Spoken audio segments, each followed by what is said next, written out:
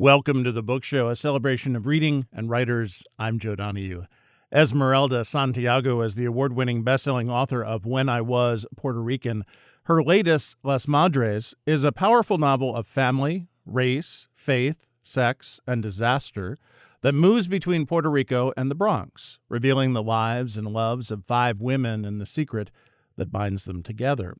They refer to themselves as Las Madres, a close-knit group of 3 women who, over the course of a decades-long friendship, have created their own kind of family.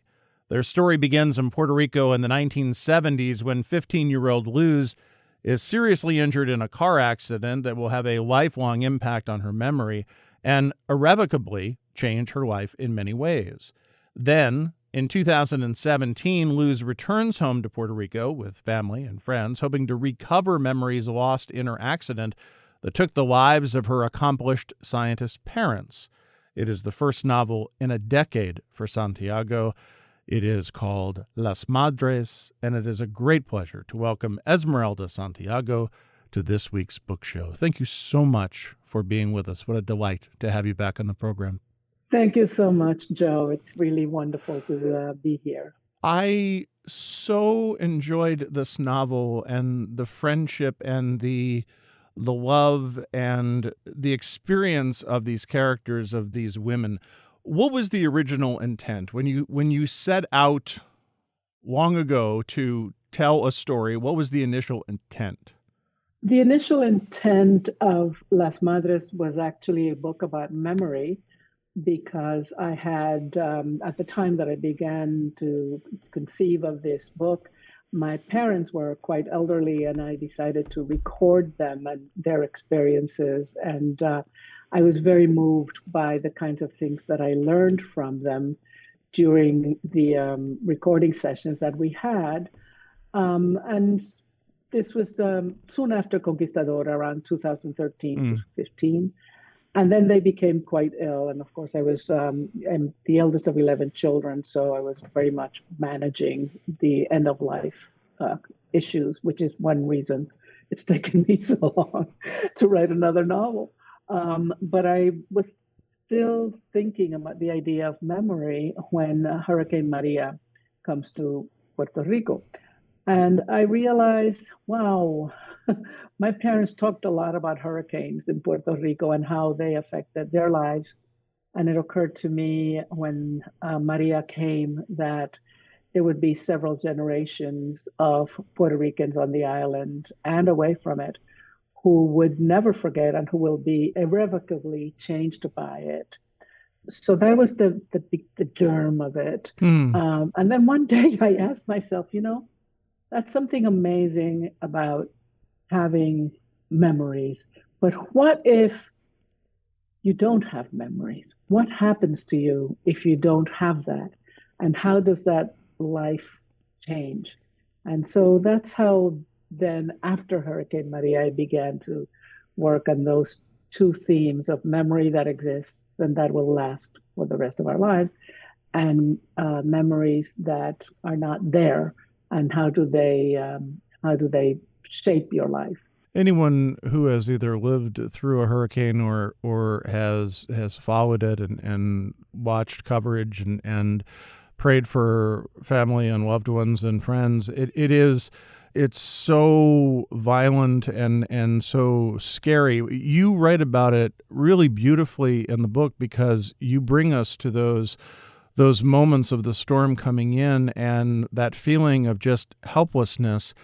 But then you also capture the aftermath of just how interminable those days are following as you're just waiting and waiting and waiting. Well, thank you for saying that.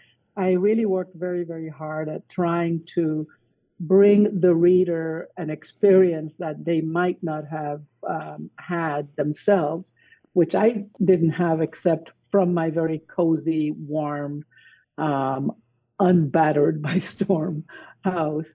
I think we who live outside of the island were very, very much affected by what was happening because we had news that they didn't have. So for me, I really wanted to make sure that a reader would go into this house with these women and experience the hurricane with them, because I think then you would get a sense of just, the terror, and the hours you're just waiting for the storm to be gone. There's something about those kinds of experiences where, like you described, it could be tedious waiting for a storm to be over. But on the other hand, you're doing your best to survive it. And that kind of here and there and here and there was something that I really wanted the reader to experience through the way that I could tell it. And it's what's happening inside the house and what's happening outside the house. I mean, obviously, you're worried about yourself and those that you're with, but also, well, what's happening down the street, what's happening with family that lives there and friends that live here. And overall, when can I leave and when are things going to get back to any semblance of whatever normal is going to be? That's right. And then I think when you're in a situation like that, we have just recently, those of us who don't live in Maui, saw the news about the Right. fires there, Right. for example, and the terror there. And so when we're watching it from the comfort of our homes, it has a completely different weight, I think, than when we are experiencing it. And then hopefully, if a writer can convey it, we live it in a much, much, much smaller way than the person who went through it. I'm very interested in how people live their lives and how history shapes their lives. So this is what I'm trying to do with this book. In the individual lives, but also this book is so much about love and friendship, how it impacts a group of individuals and how they work together and relate to one another. Well, I think when you are good friends and you love one another like these women do, and they've known each other for decades, there's a comfort in being together in the middle of this horror. But on the other hand, each person experiences it from their own lives experience and what they see and the kinds of things that scare them, like in the case of Ada, who has been through many hurricanes in Right. Puerto Rico. She's like, oh, it's okay. We're gonna be okay. Everything's gonna be fine. She constantly encourages them to keep their hopes up and to maintain this optimism that they're gonna survive it, even though she herself is probably terrified. But because she's had the experience and has survived it, she's able to let the other women know that this is something that will pass. And this is something that we do for one another when we're in relationships, in close relationships like that. We protect and comfort one another in the midst of horror or sorrow. The name of Esmeralda Santiago's new novel is Las Madres. It is published by Knopf. You really do make that point that being alive doesn't mean that you're not living through the trauma of this experience, and you look through the trauma of that experience of what happened, but also what happened to Luz in the 1970s. Yes, Luz was a mystery to me at the very beginning of the writing, because here I set out to write a book about Hurricane Maria in 2017, and all of a sudden I'm with a Black ballerina in Ponce in 1975. And so a lot of my process was constantly asking her, what are you doing in my story? Until I figured out what the connection was between the five women. And it was this process of trying to discover all these other things related to a hurricane. A hurricane disturbs everything in your life if you're in the middle of it. And in the case of these women, it certainly does. And for some of them, this experience is much more dramatic and traumatic than it is for others. So I was trying to explore five different women experiencing the same thing from different perspectives, and Luz became the center of their experience in addition to the hurricane. And as you said, it was someone that you weren't expecting to show up. And then when they do, is there an excitement that comes of, oh, this is going to be fun? It was relief when I figured out, okay, now I know why she's here. I think it was, I wrote a lot about her and I'm like, I still don't get it. What does this have to do with the hurricane? And then there came a point in which I realized what it was, and it was in the context of Luz is having a conversation, or she's in a conversation with her grandmother and her grandfather, and that's the first mention of Ada that comes, and then that's when I knew what was the connection, and that was exciting. There is Shirley, who is 70 in the book, born in Maine, but her mother is from Puerto Rico and has been to Puerto Rico, has many relatives there. And then her partner, Ada, who is younger, but born and raised in Puerto Rico. And there is that relationship, which is so fascinating to read. And then there's Luz, who is this young woman that they meet and becomes a friend and almost like a sister to them. They really become sisters, and in many ways mothers Mm, to her, because she's that much younger, about 15 years younger than Ada, and she's been orphaned and needs a lot of attention and help, and they very generously and seriously and very committed to making her life better. They become the people that make it possible for Luz to have a life that is quite different from what the expectations were given her injuries and what happened to her. So I think that they play a very important role in her life, because they really keep her in this world, as opposed to the idea was that she would be sent away somewhere. She now is in the world, even though she's really not sure what's happening right. around her. She's still living a good life in spite of her abilities, because she's getting a lot of support from people who care about her. And the other two characters that really round out the main cast, if you will, are Graciela and Marisol. So these are the daughters of Las Madres. The mothers call them Las Nenas, and the Las Nenas call them Las Madres when they speak about each other as a group.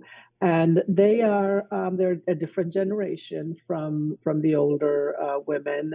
They have very different experiences and different kinds of work, and raised by in the same pod, let's say, of these five women. They're all really different. And Marisol is particularly trying really hard to understand her mother disabilities. She's a nurse and she sees a lot in her own work, but she still can't understand what's going on in her Mm, mother's mind, which her mother can't really express because of her issues. Ada and Shirley have a lot of experience with her, but it's limited because they only met her when she was 15, so they have no access to her life before that. And Graciela is doing her best on the internet, researching, trying to put together a life for Luz that none of them have access to it. So it was fascinating for me to explore these five women and how they relate to Luz in the midst of their own lives, because they all have jobs and loves and relationships and desires, right? But still, Luz is such a focus in their sure. lives, and they don't seem to be resentful of it so much as curious and wanting to help. Oh, that's right. I was going to say curious, but also that they feel compelled. It's something that they feel they need to do. Yes, they do. And, as I was writing, I'm going, man, I would be so annoyed if I was, you know, if somebody was so dependent on me. Yeah, That comes, I'm the eldest of 11 children. And so I had that in my life. And I said, I don't want that. But I think that they really stepped up in the same way that when the hurricane comes to Puerto Rico, the Puerto Ricans outside of the island stepped up to help the Puerto Ricans without any question, with great commitment, with great generosity and openness and empathy. So I think as we talk about it, I'm realizing, oh yeah, that's what happened. This is what I was going for, and it seems to it connects. It connects with the kinds of my own preoccupations and concerns. In terms of the relationship between the five women, and I'd like to talk about the dialogue that you write, because it is so perfect and just almost comes off as a very a very accurate banter between these characters, where they're just back and forth, and it's so natural. And I'm wondering what that is like to write, to get that to the point where it's real for you. Well, I listen very carefully when I'm around with my friends and Hmm. relatives. One of the things that at a very early age I realized about Puerto Rican culture is that we are all storytellers. We love to talk to one another. I mean, if you go online in Puerto Rico, people are chatting, becoming friends. Nowadays, exchanging selfies and all that kind of thing. There's this sense of community that has never quite left us, and when we come as a group, we become a little tribe, and so I really hear that in interactions with the people that I know and care about, and really did my best to convey that in the interactions with these women. When I get together with my sisters, this is what we talk. Even if we have little tiffs and arguments, you go through it, and then you're over it, and then you go on, because you're in a family. And so I tried my best to make sure that those conversations and that those exchanges be real to the people that I know in my life. And I thank you that you've noticed that and you liked it. Well, it is. Because it's so. It has such. It has such realness and such a almost a breeziness quality to it. Even though what they're saying is very important, but they know how to take it. They know how to process it, and you were wonderful of sharing that with us, of how they go back and forth, and it's fun because it's like you're listening in on a conversation. Yeah, and this is what I was hoping for, and thank you that you picked up on that and you noticed it. I really wanted the reader to be like a fly on the wall with these women's lives, and I wanted the reader to have a lot more information about all the characters than the characters have about one another.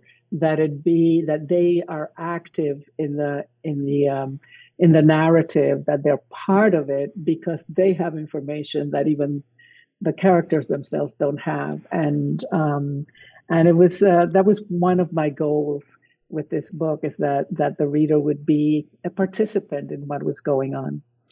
Esmeralda Santiago is our guest on this week's book show. The name of the new novel is Las Madres, and it is published by Knopf. I will admit to you that I listened to this book, the audiobook, which you read. And so when I talk about that banter, you're a very good performer too. It comes off as very, very real, and of course your voice is just so beautiful to hear as you're relaying these characters and their conversations.